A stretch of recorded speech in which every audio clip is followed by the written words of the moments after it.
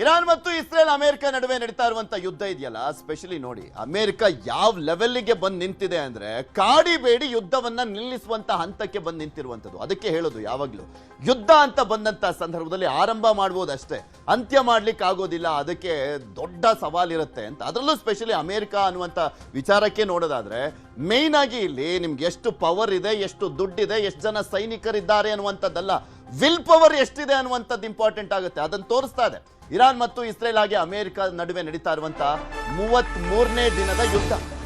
ಇಲ್ಲಿ will power ಅಂತ ನೋಡಿದ್ರೆ ಇರಾನ್ ಆ ವಿಚಾರದಲ್ಲಿ ಗೆದ್ದಿದೆ, ಎಲ್ಲೂ ಕೂಡ ಜಗ್ಗಿಲ್ಲ. ಕಂಟಿನ್ಯೂಸ್ಲಿ ಅವರು ಕೂಡ ಅಟ್ಯಾಕ್ ಮಾಡ್ತಾ ಇದ್ದಾರೆ, ಸೋತೋಗಿದ್ದಾರೆ. ಅವರು ಡೆಸ್ಟ್ರಾಯ್ ಮಾಡ್ಬಿಟ್ಟಿದೀವಿ, ಅವ್ರ ನೌಕಾಪಡೆ ಹೊಡೆದಾಕಿದೀವಿ, ಆ ಸೈನಿಕರನ್ನು ಹೊಡೆದಾಕ್ಬಿಟ್ಟಿದೀವಿ, ಶಕ್ತಿನೇ ಇಲ್ಲ ಅವ್ರಿಗೆ, ಏರ್ ಡಿಫೆನ್ಸ್ ಸಿಸ್ಟಮ್ ಇಲ್ಲ, ಎಲ್ಲವನ್ನು ಕೂಡ ಹಾಳು ಮಾಡಾಕ್ಬಿಟ್ಟಿದೀವಿ ಅಂತ ಹೇಳ್ತಾ ಇದ್ದಂತ ಅಮೆರಿಕ ತಲೆಬಾಗಬೇಕಾಗಿದೆ ಇರಾನ್ ಮುಂದೆ.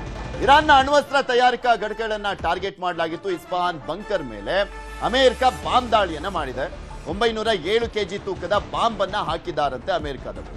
ಬಂಕರ್ನಲ್ಲಿದ್ದಂತ ಯುರೇನಿಯಂ ನಾಶಕ್ಕೆ ಅಮೆರಿಕ ಯತ್ನವನ್ನ ಮಾಡಿದೆ ಅಂತ. ಬಂಕರ್ನಲ್ಲಿ 400 kg ಯುರೇನಿಯಂ ಸಂಗ್ರಹ ಮಾಡಲಾಗಿತ್ತು ಅಂತ ಹೇಳಲಾಗ್ತಾ ಇದೆ. ಯುರೇನಿಯಂ ಸೋರಿಕೆ ಬಗ್ಗೆ ದೃಢಪಡಿಸದ ಇರಾನ್ ಆ ಥರದ ಒಂದು 3 ಪ್ರಮುಖವಾದಂಥ ಅಣುಸ್ಥಾವರಗಳಿರುವಂಥದ್ದು ಇರಾನ್ನಲ್ಲಿ. ಅದರಲ್ಲಿ ಮೇನು ಇಸ್ಫಹಾನ್, ಅದ್ರ ಮೇಲೆ ದಾಳಿಯನ್ನು ಮಾಡಿದ್ದಾರೆ. ಒಂದು ವೇಳೆ ಸ್ಫೋಟಗೊಂಡಿದ್ರೆ ಗಾಳಿ ನೀರು ಕಲುಷಿತ ಆಗ್ತಾ ಇತ್ತು, ಭಾರಿ ವಿನಾಶಕ್ಕೆ ಕಾರಣವಾಗುತ್ತೆ ಈ ಬೃಹತ್ ದಾಳಿ. ಈ ಬಗ್ಗೆ ವಿಡಿಯೋ ರಿಲೀಸ್ ಮಾಡಿರುವಂಥದ್ದು ಅಮೆರಿಕ. ಬಂಕರ್ ಬಸ್ಟರ್ ಮುಖಾಂತರ ದಾಳಿಯನ್ನ ಮಾಡಿದ್ದಾರೆ ಅಂತ ಹೇಳ್ತಾ ಇದ್ದಾರೆ ಅಮೆರಿಕದವರು. ಅದಕ್ಕೆ ವಿಡಿಯೋವನ್ನ ಕೂಡ ರಿಲೀಸ್ ಮಾಡಿದ್ದಾರೆ. ಈ ಹಿಂದೆನೂ ಕೂಡ ಅದೇ ಒಂದು ನೆಪ ಇಟ್ಕೊಂಡು ದಾಳಿಯನ್ನ ಮಾಡಿದ್ರು. ನಾವು ಎಲ್ಲವನ್ನೂ ಕೂಡ ನಾಶ ಮಾಡಿಬಿಟ್ಟಿದೀವಿ, ಇನ್ನು ಮುಂದೆ ಇರಾನ್ ಯಾವುದೇ ಕಾರಣಕ್ಕೂ ಕೂಡ ಪರಮಾಣುವನ್ನ ಹೊಂದಲಿಕ್ಕೆ ಸಾಧ್ಯನೇ ಇಲ್ಲ ಅಂತ ಹೇಳ್ತಾ ಇದ್ರು. ಇಲ್ಲ, ಹಂಗಾಗಿಲ್ಲ. ಇರಾನ್ ಹತ್ರ ಇದೆ ಅನ್ನುವಂಥದ್ದನ್ನ ತೋರಿಸ್ತಾ ಇದೆ ಮತ್ತೊಮ್ಮೆ ಈ ದಾಳಿಯನ್ನು ಮಾಡುವ ಮುಖಾಂತರ. ಅಮೆರಿಕ ಉದ್ದೇಶ ಕೊನೆಗೂ ಈಡೇರಿದ್ಯಾ ಅಥವಾ ಸೋಲನ್ನ ಒಪ್ಕೊಳ್ತಾ ಇದ್ದಾರಾ? ಅವರ ಉದ್ದೇಶ ಇದ್ದಿದ್ದೇನು? ಇರಾನ್ ಮೇಲೆ ಅಣು ವಿಚಾರಕ್ಕೆ ಸಂಬಂಧಪಟ್ಟಂತೆ, ಪರಮಾಣು ವಿಚಾರಕ್ಕೆ ಸಂಬಂಧಪಟ್ಟಂತೆ ದಾಳಿ ಅಂತ ಹೇಳ್ತಾ ಇದ್ರು. ಆದ್ರೆ ವೈಯಕ್ತಿಕವಾಗಿ ಏನೇನೋ ಕಾರಣಗಳನ್ನ ಕೂಡ ಇಟ್ಕೊಂಡಿದ್ರು. ಟ್ರಂಪ್ ನಾಳೆ ದೇಶವನ್ನ ಉದ್ದೇಶಿಸಿ ಟ್ರಂಪ್ ಭಾಷಣವನ್ನ ಮಾಡ್ತಾ ಇದ್ದಾರೆ. ಯುದ್ಧ ಕೊನೆಗೊಳಿಸುವಂತ ಘೋಷಣೆಯನ್ನ ಮಾಡ್ತಾರ ಅಂತ. 2-3 ವಾರಗಳಲ್ಲಿ ನಮ್ಮ ಸೇನೆ ಇರಾನ್ ತೊರೆಯುತ್ತೆ, ನಾವು ಮಾಡಬೇಕಾಗಿದ್ದನ್ನ ಮಾಡಿದ್ದೇವೆ ಅಂತ ಟ್ರಂಪ್ ಹೇಳ್ತಾ ಇದ್ದಾರೆ. ಅಲ್ಲಿ ಇಡೀ ಅಮೆರಿಕದ ಆದ್ಯಂತ ಟ್ರಂಪ್ ವಿರುದ್ಧನೇ ದಂಗೆ ಎದ್ದಿದ್ದಾರೆ. ಯಾವ ರಾಷ್ಟ್ರನೂ ಸಪೋರ್ಟ್ ಕೊಡ್ತಾ ಇಲ್ಲ ಟ್ರಂಪಿಗೆ. ಆ ಕಾರಣಕ್ಕೋಸ್ಕರನೇ ಮಂಡಿಯೂರಿಯೋದ್ರಲ್ಲಿ ವಾಪಸ್ ಹೋಗ್ತಾ ಇದ್ದಾರೆ ಅನ್ನೋದಕ್ಕಿಂತ ಮಂಡಿಯೂರಿದ್ದಾರೆ ಅಮೆರಿಕದವರು ಇರಾನ್ ಮುಂದೆ.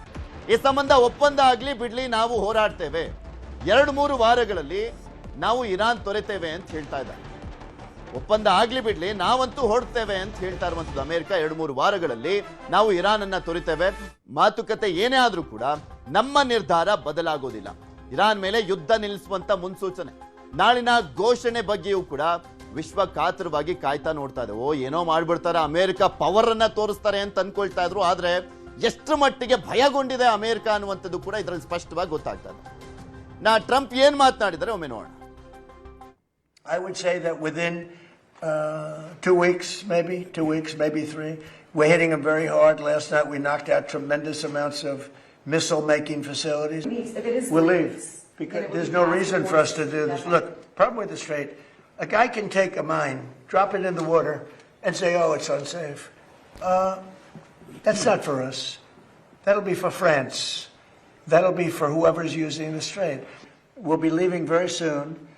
And if France or some other country wants to get oil or gas, they'll go up through the Strait and Hormuz Strait. They'll go right up there and they'll be able to fend for themselves. I think it'll be very safe, actually, but we have nothing to do with that. What happens in the Strait, but we're finishing the job, and I think within maybe 2 weeks, maybe a couple of days longer to do the job. But we want to knock out every single thing they have. Now, it's possible that we'll make I would say that...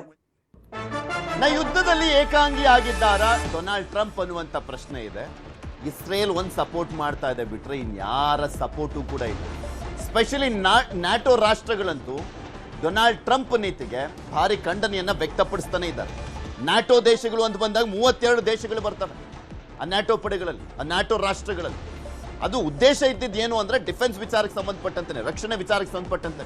ಒಂದು ದೇಶಕ್ಕೆ ದಾಳಿ ಆದ್ರೆ, ಒಂದು ದೇಶದಲ್ಲಿ ಏನಾದ್ರೂ ಯಾರಾದ್ರೂ ದಾಳಿಯನ್ನ ಮಾಡಿದ್ರೆ ಅದು ನಮ್ಮ ಮೇಲಿನ ದಾಳಿ ಅಂದ್ಬಿಟ್ಟು ಉಳಿದಂಥವ್ರು ಕೂಡ ಅಟ್ಯಾಕ್ ಮಾಡಬೇಕಾಗಿತ್ತು, ಉಳಿದಂಥವ್ರು ಕೂಡ ಸಪೋರ್ಟ್ ಮಾಡಬೇಕಾಗಿತ್ತು. ಆದ್ರೆ ಈ ಟೈಮ್ನಲ್ಲಿ ಅಮೆರಿಕದ ಬೆಂಬಲಕ್ಕೆ ಯಾರು ಕೂಡ ಬಂದಿಲ್ಲ. ಖಂಡನೆ ವ್ಯಕ್ತಪಡಿಸ್ತಾ ಇನ್ನಷ್ಟು ಪಾಠವನ್ನ ಕಲಿಸ್ತಾ ಇದ್ದಾರೆ ಅಮೆರಿಕಕ್ಕೆ. ಇದೇ ದೊಡ್ಡ ಮುಜುಗರ, ಅವಮಾನ ಅಮೆರಿಕಕ್ಕೆ. ಅಮೆರಿಕಕ್ಕೆ ವಾಯುಮಾರ್ಗವನ್ನ ಬಂದ್ ಮಾಡಿರುವಂಥದ್ದು 3 ಪ್ರಮುಖ ದೇಶಗಳು. ವಾಯುಮಾರ್ಗ ಬಂದ್ ಮಾಡಿದೆ ಫ್ರಾನ್ಸ್, ಇಟಲಿ, ಸ್ಪೇನ್. ಅಮೆರಿಕದ ಯುದ್ಧ ವಿಮಾನಗಳು ಅಲ್ಲಿ ಹೋಗಂಗಿಲ್ಲ. ಅಮೆರಿಕದಲ್ಲೂ ಕೂಡ ಟ್ರಂಪ್ ವಿರುದ್ಧ ಭಾರಿ ಆಕ್ರೋಶ. ಮೊನ್ನೆ ಎಲ್ಲ ತೋರಿಸ್ತಾ ಇದ್ವಲ್ಲ ನಿಮಗೆ, ಲಕ್ಷಾಂತರ ಜನ ಬೀದಿಗಿಳಿದಿದ್ರು. ಎಲ್ಲಾ ರಾಜ್ಯಗಳಲ್ಲೂ, ಅಮೆರಿಕದಲ್ಲಿರುವಂತ ಎಲ್ಲಾ ಸ್ಟೇಟ್ಗಳಲ್ಲೂ ಕೂಡ ನೋ ಕಿಂಗ್ ಬೋರ್ಡ್ ಹಿಡಿದು ಭಾರಿ ಪ್ರೊಟೆಸ್ಟ್ ಅನ್ನ ಮಾಡಲಾಗ್ತಾ ಇತ್ತು. ಅವರ ನೀತಿಗಳನ್ನ ಖಂಡಿಸ್ತಾ ಇದ್ರು, ಆಗ್ತಾ ಇರುವಂತ ನಷ್ಟವನ್ನ ಖಂಡಿಸ್ತಾ ಇದ್ರು, ಸರ್ವಾಧಿಕಾರಿ ಧೋರಣೆಯನ್ನ ಖಂಡಿಸಿದ್ದಾರೆ. ಡೊನಾಲ್ಡ್ ಟ್ರಂಪ್ ತಗೊಳ್ತಾ ಇರುವಂತ ನಿರ್ಧಾರಗಳನ್ನ 50 ರಾಜ್ಯಗಳಲ್ಲಿ 3100ಕ್ಕೂ ಹೆಚ್ಚು ಸಮಾವೇಶಗಳನ್ನ ಮಾಡಲಾಗಿತ್ತು. ಮಿತ್ರ ರಾಷ್ಟ್ರಗಳು ಸ್ವದೇಶದ ವಿರೋಧಕ್ಕೆ ತಣ್ಣಗಾದ್ರ ಡೊನಾಲ್ಡ್ ಟ್ರಂಪ್ ಅಂತ. ನಾಳೆ ಯುದ್ಧ ನಿಲ್ಲಿಸುವಂತ ಘೋಷಣೆ ಮಾಡ್ತಾರಾ? ಅವರ ಸ್ಟೇಟ್ಮೆಂಟ್ ಏನಾಗಿರುತ್ತೆ? ಹುಚ್ಚು ದೊರೆ ಹೆಂಗ್ ಸ್ಟೇಟ್ಮೆಂಟ್ ಯಾವ ಕ್ಷಣದಲ್ಲಿ ಬೇಕಾದ್ರೂ ಉಲ್ಟಾ ಆಗ್ತಾ ಇರುತ್ತೆ. ಬಟ್ ಅವರ ದೇಶದಲ್ಲೇ ದಂಗೆ ಎದ್ದಿರುವಂತದ್ದು ಡೊನಾಲ್ಡ್ ಟ್ರಂಪ್ಗೆ ದೊಡ್ಡ ಹಿನ್ನಡೆ ಆಗಿದೆ.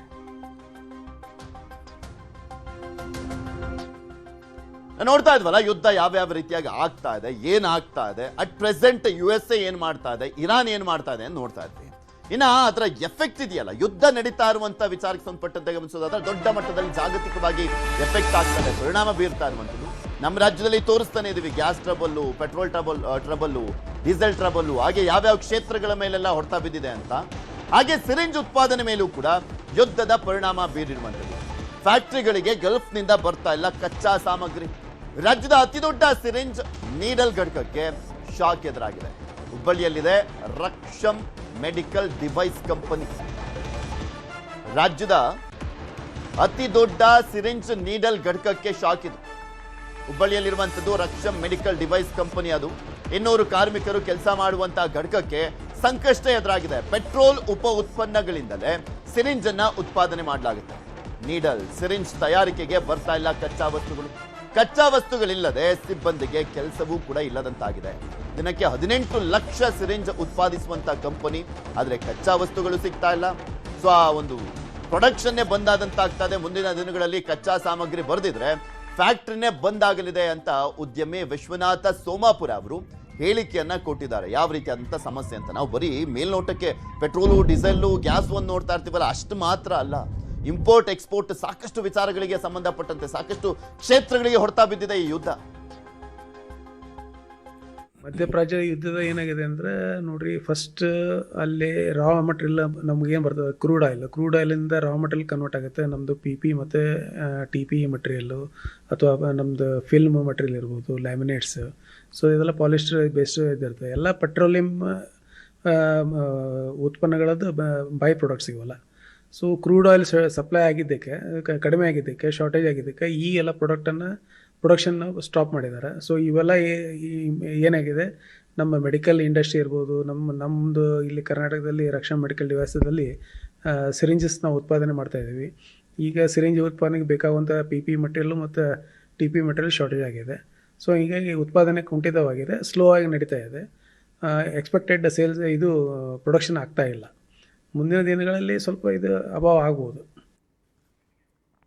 ಇದೆಲ್ಲದ್ರ ಬಗ್ಗೆ ಮತ್ತಷ್ಟು ಮಾಹಿತಿಯನ್ನ ಕೊಡ್ತಾ ಹೋಗ್ತಾರೆ ನಮ್ಮ ಹುಬ್ಬಳ್ಳಿಯ ಪ್ರತಿನಿಧಿ ಡಾಕ್ಟರ್ ಶಿವರಾಮ ಸುಂಡಿ ನಮ್ಮ ಜೊತೆ ನೇರ ಸಂಪರ್ಕದಲ್ಲಿ ಜಾಯ್ನ್ ಆಗಿದ್ದಾರೆ. ಶಿವರಾಮ ಸುಂಡಿ, ಆಲ್ಮೋಸ್ಟ್ ಎಲ್ಲಾ ಕ್ಷೇತ್ರಗಳಿಗೂ ಕೂಡ ಈ ಯುದ್ಧ ದೊಡ್ಡ ಹೊಡೆತವನ್ನ ಕೊಟ್ಟಿದೆ. ಅದರ ಜೊತೆಗೆ ಚೈನ್ ಲಿಂಕು ಸಾಕಷ್ಟು ಕ್ಷೇತ್ರಗಳಿಗೆ ಕೂಡ ತುಂಬಲಾರದ ನಷ್ಟ. ಅದು ಇಲ್ಲಿ ಸಿರಿಂಜು ಮತ್ತೆ ನೀಡಲ್ ತಯಾರಿಕಾ ಘಟಕಕ್ಕೆ ಯಾವ ರೀತಿಯ ಹೊಡೆತ ಬಿದ್ದಿರುವಂಥದ್ದು, ಅದು ಬರೀ ನಮ್ಮ ರಾಜ್ಯಕ್ಕೆ ಸಪ್ಲೈ ಮಾಡುವಂಥದ್ದು ಅಥವಾ ದೇಶದ ಹಲವು ರಾಜ್ಯಗಳಿಗೂ ಸಪ್ಲೈ ಆಗುತ್ತಾ? ದಿನಕ್ಕೆ ಎಷ್ಟು ಪ್ರೊಡಕ್ಷನ್ ಇದೆ ಅವ್ರದ್ದು?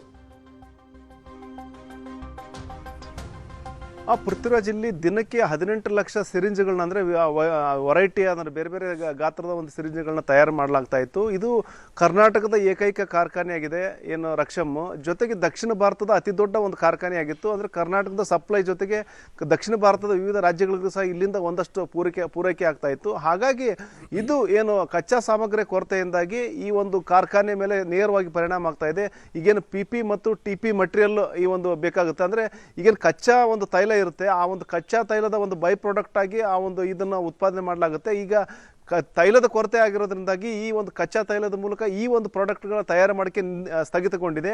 ಹಾಗಾಗಿ ಆ ಒಂದು ಏನು ಕಚ್ಚಾ ಸಾಮಗ್ರಿ ಇಲ್ಲಿಗೆ ಆ ಒಂದು ಏನು ಅವಶ್ಯಕತೆ ಇರುವಂಥ ಕಚ್ಚಾ ಸಾಮಗ್ರಿ ಕಾರ್ಖಾನೆಗೆ ಸಿಗ್ತಾ ಇಲ್ಲ, ಲಭ್ಯ ಆಗ್ತಾ ಇಲ್ಲ. ಹಾಗಾಗಿ ಇದು ಏನು ಪ್ರೊಡಕ್ಷನ್ ಕಡಿಮೆ ಆಗಿದೆ. ಈಗ 3 ಶಿಫ್ಟ್ಗಳಲ್ಲಿ ಪ್ರತಿದಿನ ಕೆಲಸ ಮಾಡಲಾಗ್ತಾ ಇತ್ತು.